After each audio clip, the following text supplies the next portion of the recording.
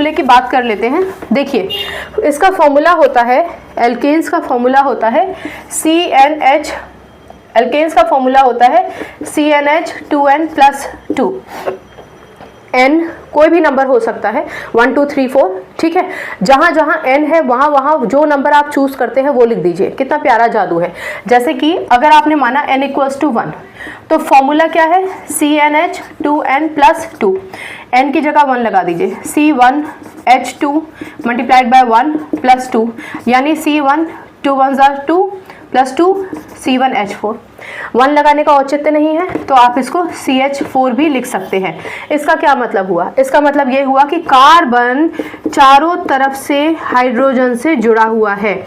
आप बहुत ही आम भाषा में ये समझ सकते हैं कि सैचुरेटेड हाइड्रोकार्बन में कार्बन के पास जो 4 इलेक्ट्रॉन हमने 4 दिशाओं में दिखाए थे, अगर वहां पर बॉन्ड बन गया है, सिंगल बॉन्ड बन गया है हाइड्रोजन के साथ, तो वो सैचुरेटेड हाइड्रोकार्बन कहलाया जाएगा।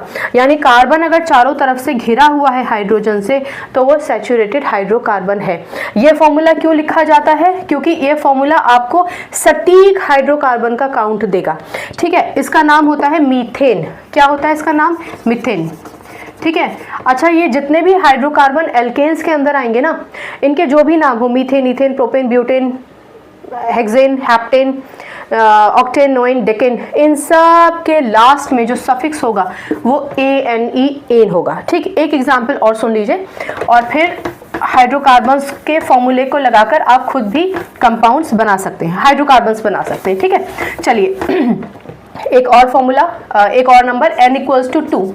मान के चलिए कि आपने लिया n = 2, तो जहाँ जहाँ n है वहाँ वहाँ 2 लगा दीजिए, C2H2 मल्टीप्लाइड बाय 2 + 2, यानी C2H4 + 2, यानी C2H6। इसका क्या मतलब हुआ, 2 हाइड्रोजन है आपके, 2 कार्बन है आपके पास। अब ऑफ कोर्स 4 इलेक्ट्रॉन इसके पास, 4 इलेक्ट्रॉन इसके पास।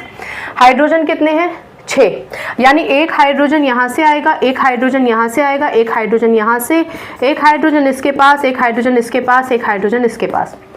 इलेक्ट्रॉन शेयर होंगे, ये बॉन्ड बनेगा, बॉन्ड बनेगा, बॉन्ड बनेगा, बॉन्ड बॉन्ड बॉन्ड, और कार्बन के बीच में कभी हाइड्रोजन नहीं आ सकता, यानी कार्बन और कार्बन के बीच में बॉन्ड बनेगा। तो अब आप देखिए, जब आपके पास C2H6 है तो कार्बन और कार्बन के बीच में एक बॉन्ड बनेगा, भले ही कार्बन और कार्बन के बीच में बने, कार्बन हाइड्रोजन के बीच में बने, इलेक्ट्रॉन शेयर करने से बना है ना, तो वो सिंगल कोवेलेंट बॉन्ड ही कहलाया जाएगा, या आप उसको कोवेलेंट बॉन्ड कह सकते हैं, ठीक है भाई। आई बात समझ में। तो यहाँ पर ये जो आपका फॉर्मूला है ये चरितार्थ करता है कि हाइड्रोकार्बन